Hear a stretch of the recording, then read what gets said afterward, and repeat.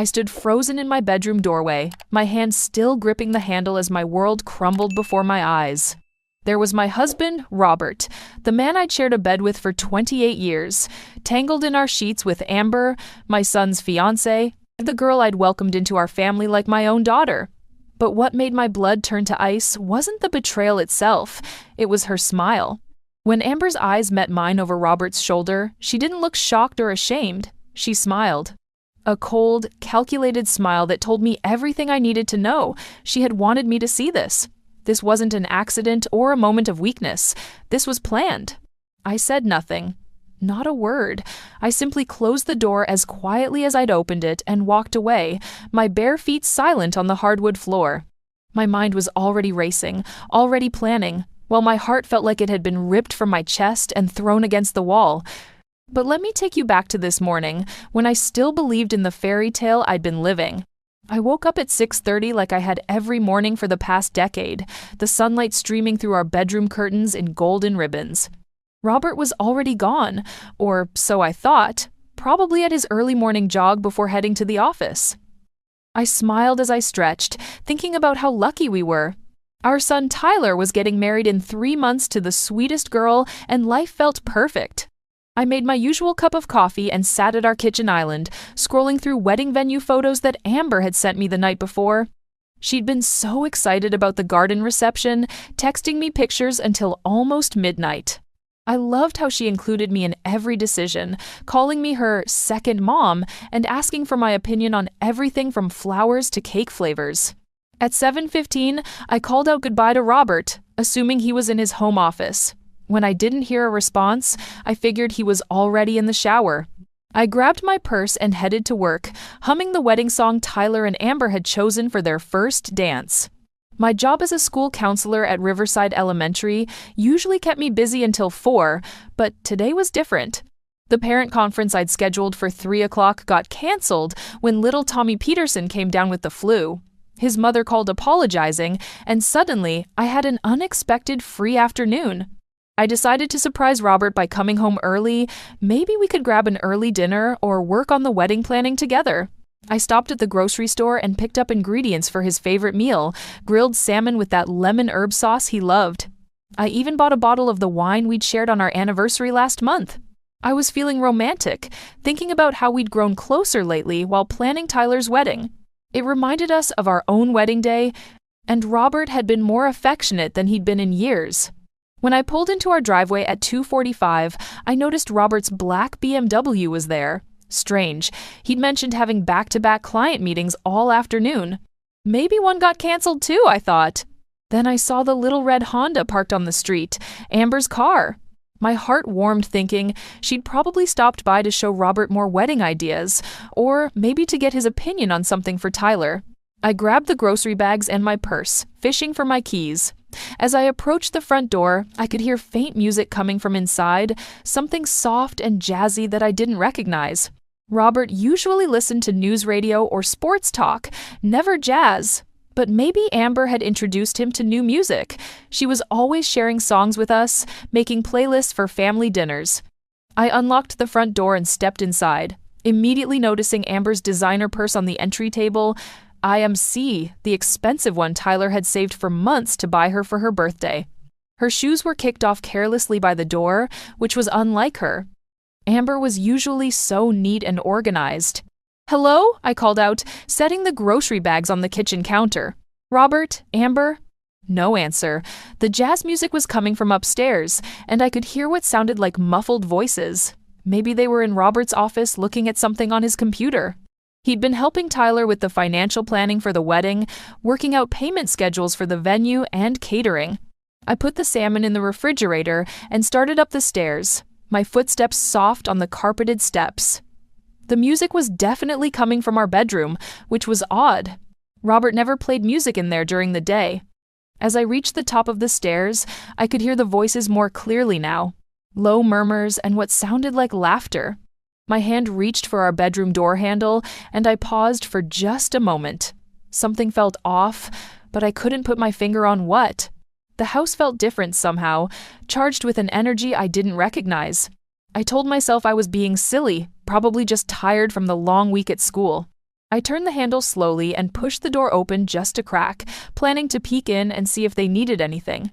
Maybe offer to make coffee or bring up some of those cookies Amber loved. That's when my world exploded. The door swung open wider than I'd intended, and there they were.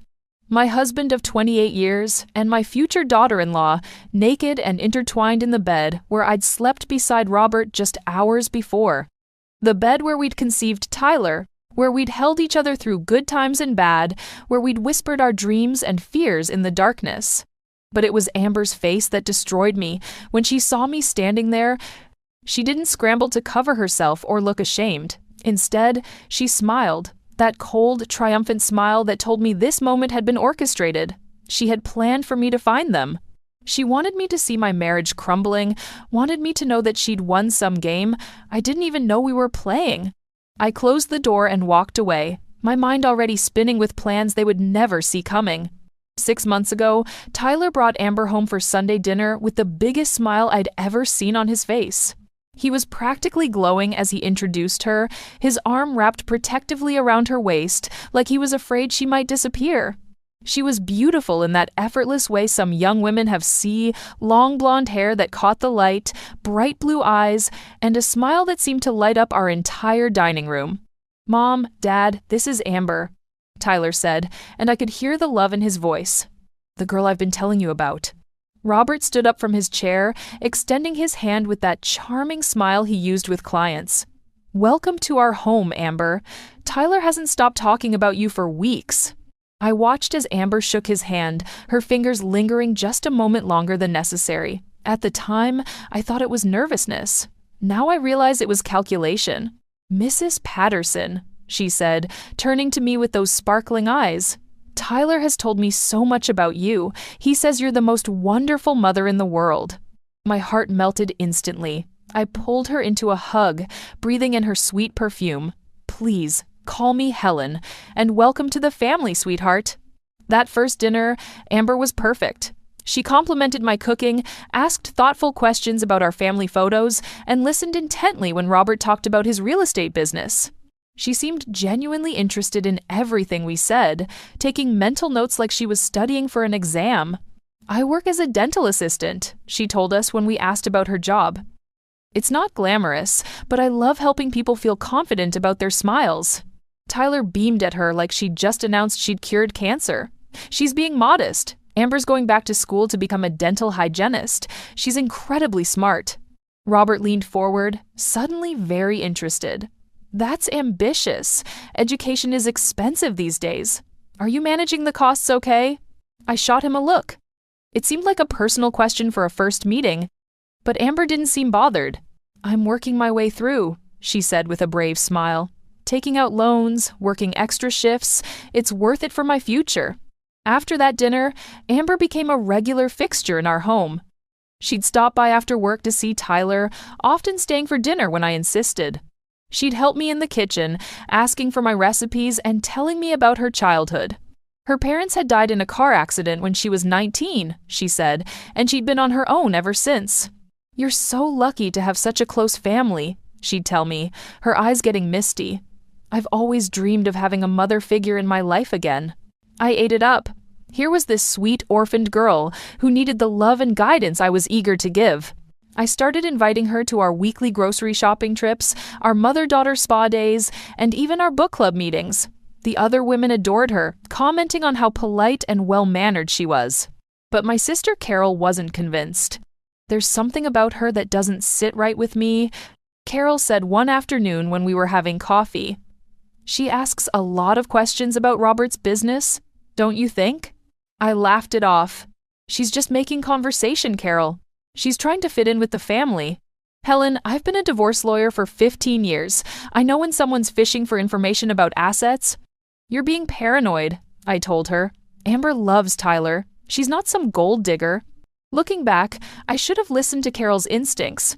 She'd seen the signs I was too trusting to notice.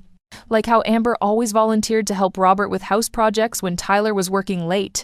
She'd show up in tight jeans and low-cut tops, claiming she wanted to learn about home improvement. Robert, flattered by the attention from a beautiful young woman, was happy to teach her. "She's so eager to learn," he'd tell me after these sessions. Most girls her age don't care about practical things, like fixing leaky faucets or painting trim. I thought it was sweet that she wanted to be helpful. I even praised her to Tyler, telling him how lucky he was to find someone so domestic and caring. Then there were the late-night wedding planning sessions. Amber would come over after dinner, spreading magazines and fabric samples across our dining room table. She'd insist that Robert join us, saying she valued his opinion on venues and budgets. "Mr. Patterson has such good business sense," she'd say, batting her eyelashes. "I want to make sure we're making smart financial decisions." Robert would pour himself a scotch and settle in beside her, leaning close to look at the papers. Sometimes their shoulders would touch, and I'd see Amber smile, that same smile I'd later recognize in my bedroom doorway. During one of these sessions, I went to the kitchen to make tea and overheard them talking in low voices. "You could do so much better than this small venue," Robert was saying. "A girl like you deserves something grand." "Oh, Mr. Patterson," Amber giggled. "You're too kind, but Tyler and I are trying to be practical." "Call me Robert," he said, and something in his tone made me pause by the kitchen door. "And don't sell yourself short. You're a remarkable young woman." When I returned with the tea, they were sitting farther apart, both looking at their phones like nothing had happened. The red flags kept coming, but I ignored them all. Like when I found Amber in Robert's home office one evening, claiming she was looking for a pen. Or when she started asking detailed questions about our family finances, disguised as innocent curiosity about wedding costs. "I just want to make sure Tyler and I start our marriage on solid ground," she'd say. "You and Robert have built such a beautiful life together. I hope we can be as successful." She was always complimenting Robert, telling him how handsome he looked, how successful he was, how lucky I was to have such a wonderful husband. I thought she was just being sweet, trying to bond with her future father-in-law. Now I understand she was grooming him, studying our family like a predator studies prey, looking for weaknesses she could exploit. And Robert, my husband of 28 years, fell for every calculated move. I sat in my car outside Carol's law office for 20 minutes before I could bring myself to walk inside. My hands were shaking so badly I could barely turn off the engine. The image of Amber's triumphant smile kept flashing in my mind, and I felt sick to my stomach. Carol took one look at my face and immediately closed her office door behind me. "What happened?" she asked, guiding me to the leather chair across from her desk. I told her everything. Every detail of what I'd seen, every moment of that horrible discovery. When I described Amber's smile, Carol's face went dark with anger. "That calculating little witch," she spat. "Helen, we need to expose them right now. Call Tyler, call Robert, burn their whole world down." But something inside me had shifted during that drive to Carol's office.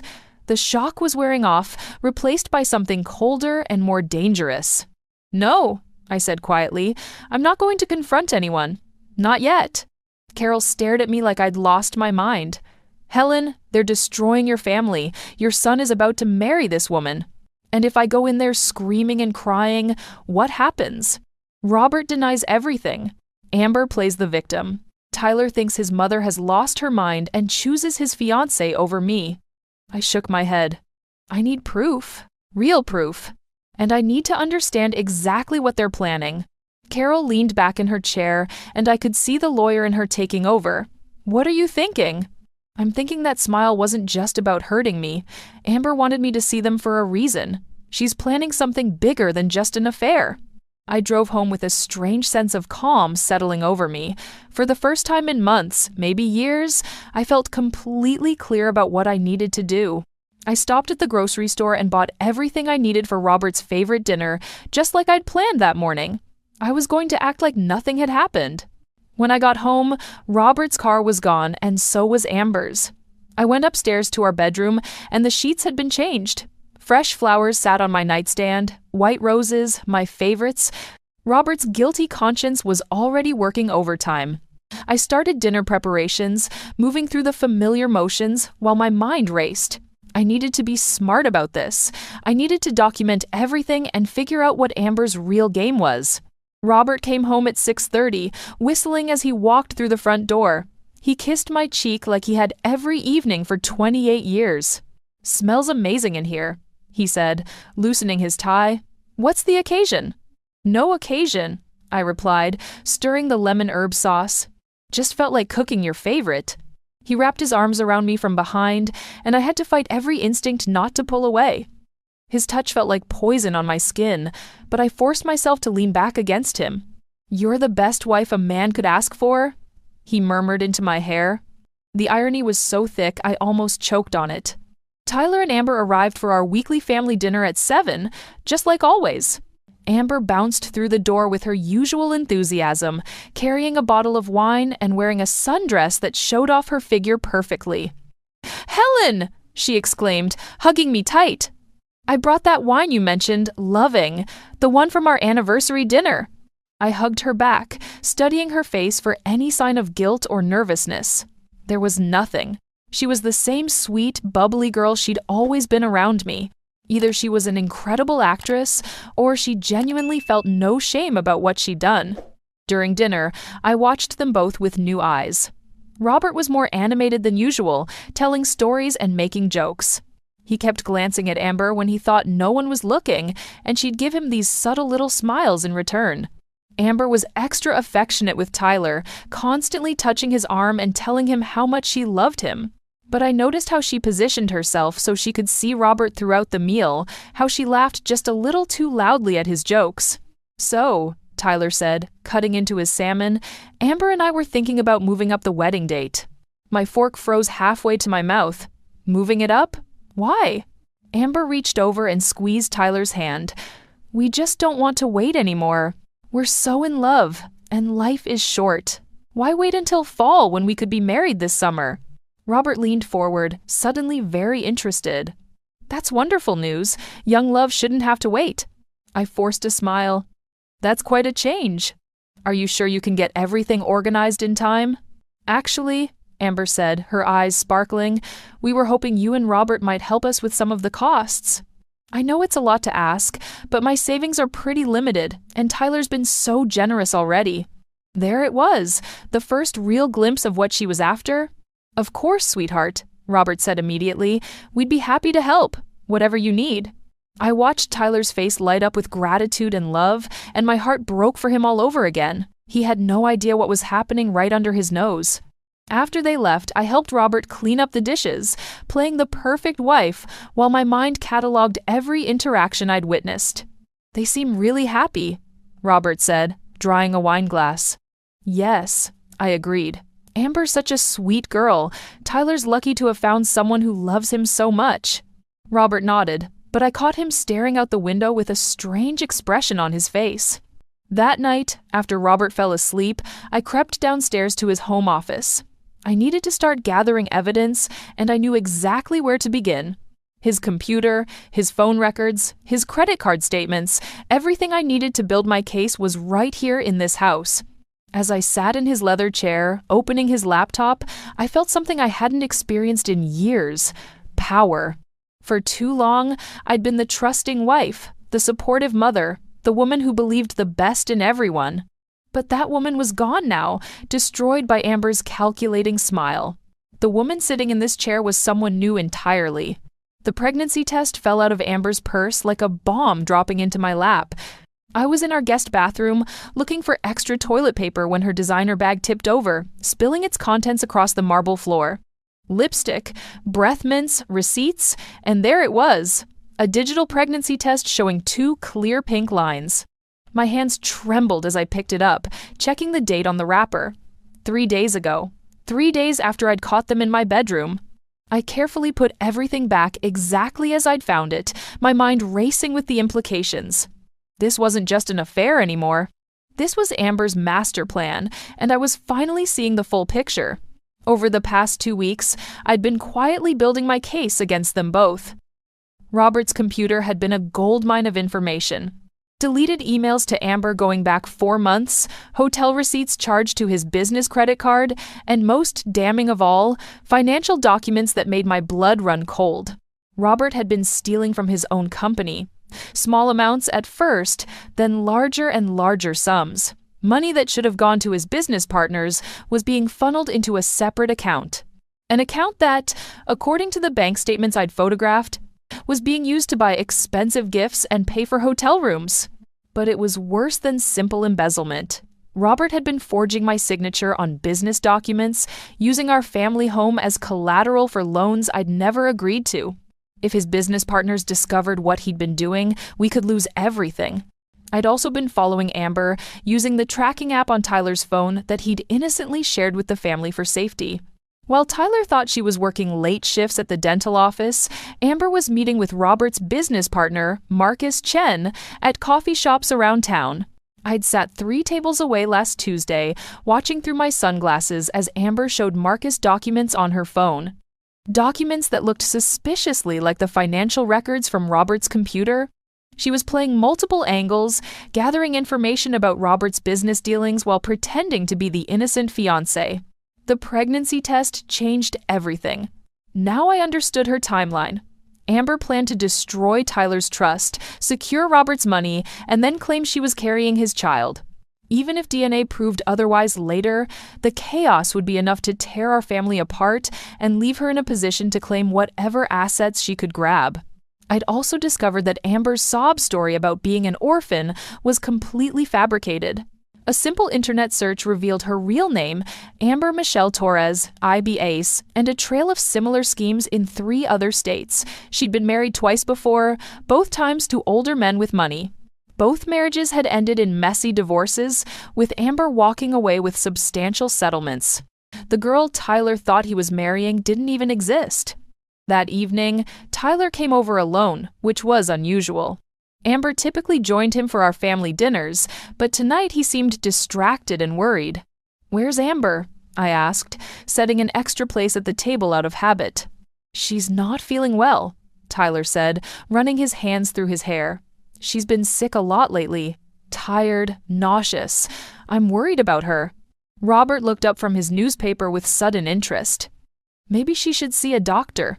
I suggested that, but she says it's just stress from wedding planning. Tyler sat down heavily in his chair. "Actually, there's something I wanted to talk to you both about." My heart stopped. Had he figured something out? "I want to give Amber Grandma's ring," Tyler continued. "The diamond engagement ring that's been in our family for 3 generations. I know it's worth a lot, but I love her so much, and I want her to have something that connects her to our family history." Robert's face went pale. That ring was worth $50,000, and it was one of the few assets that couldn't be touched by his business debts because it was a family heirloom in my name. "Tyler," I said carefully, "that's a beautiful gesture, but maybe you should wait until after the wedding. Family heirlooms are usually given as wedding gifts, not engagement gifts." "But I want to surprise her with it next week," Tyler insisted. "She's been so stressed about money lately, working extra shifts to help pay for the wedding.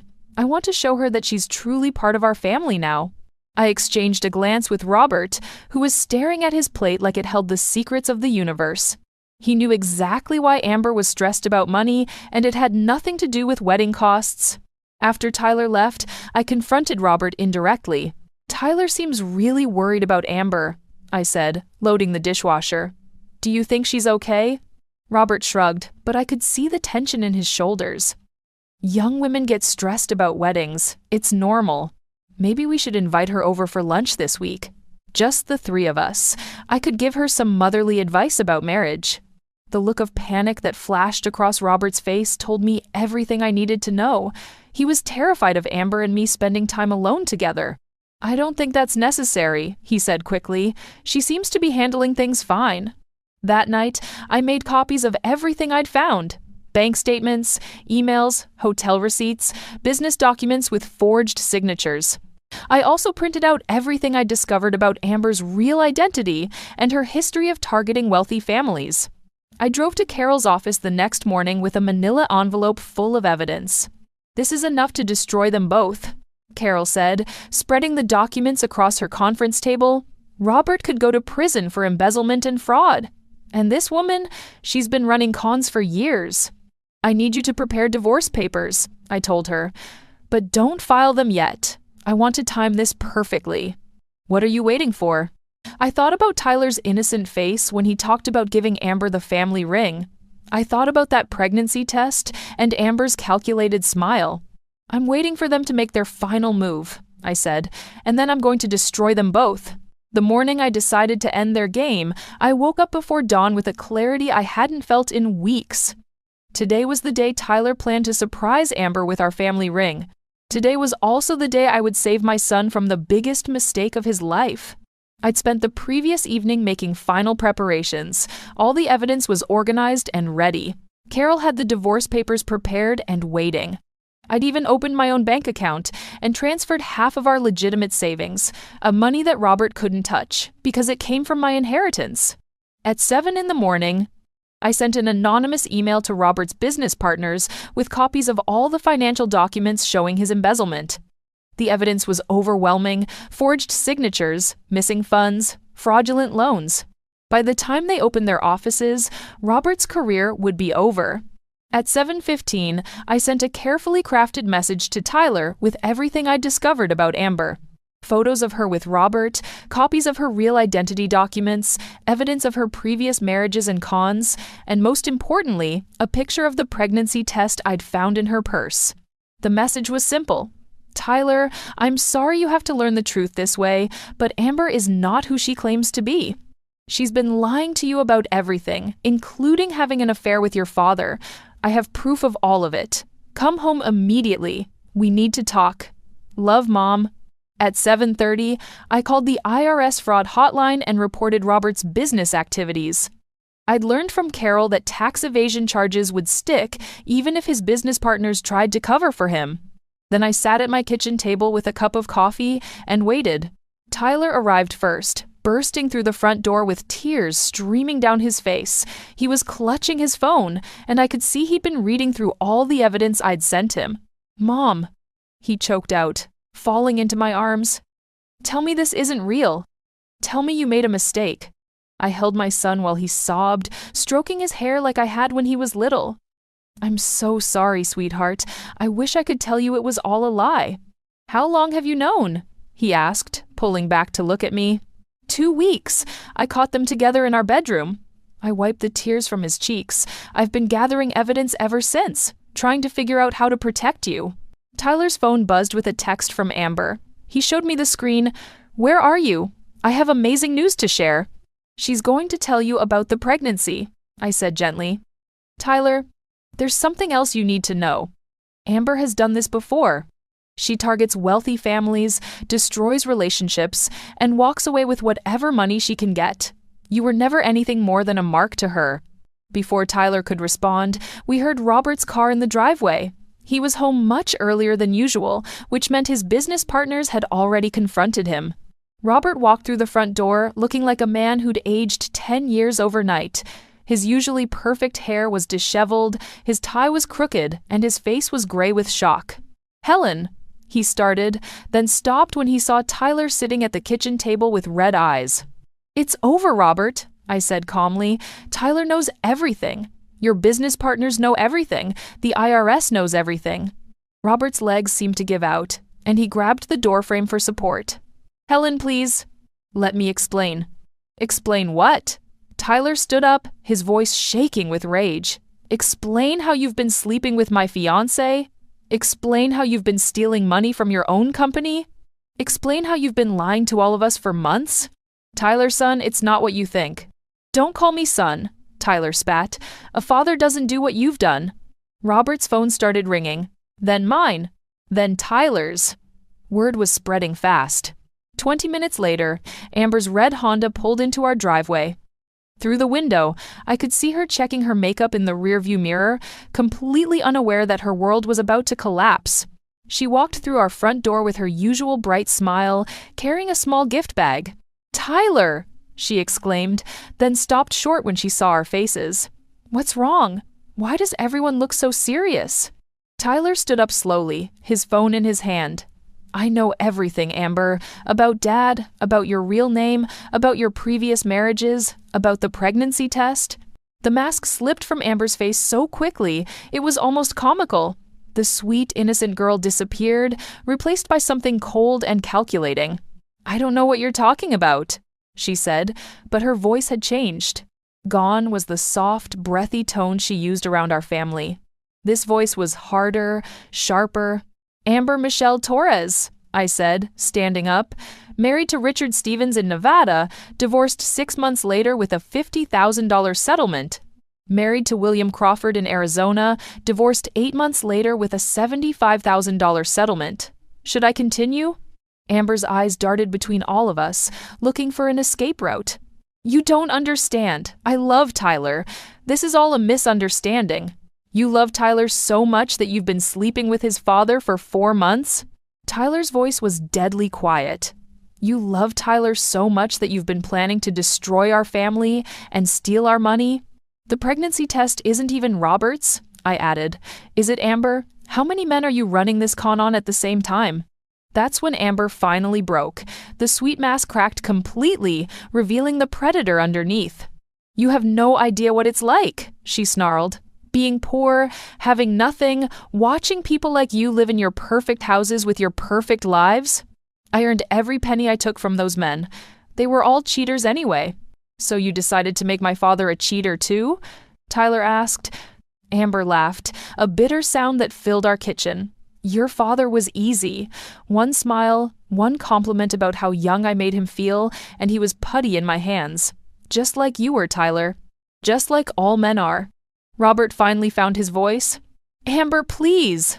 Shut up, Robert, she snapped. You're pathetic. A middle-aged man so desperate for attention that you threw away your family for a girl young enough to be your daughter. She turned back to Tyler, and for a moment, I saw something that might have been genuine regret in her eyes. For what it's worth, Tyler, you were different. If circumstances had been different, maybe. She shook her head, but they weren't. Amber walked out of our house and out of our lives, leaving behind only the wreckage of her lies. 6 months later, I sat in my garden planting new roses while Tyler helped me dig holes for the bulbs. Robert was gone, divorced, bankrupt, and facing criminal charges. Amber had disappeared completely, probably running the same con in another state. Tyler was healing slowly, going to therapy and learning to trust again.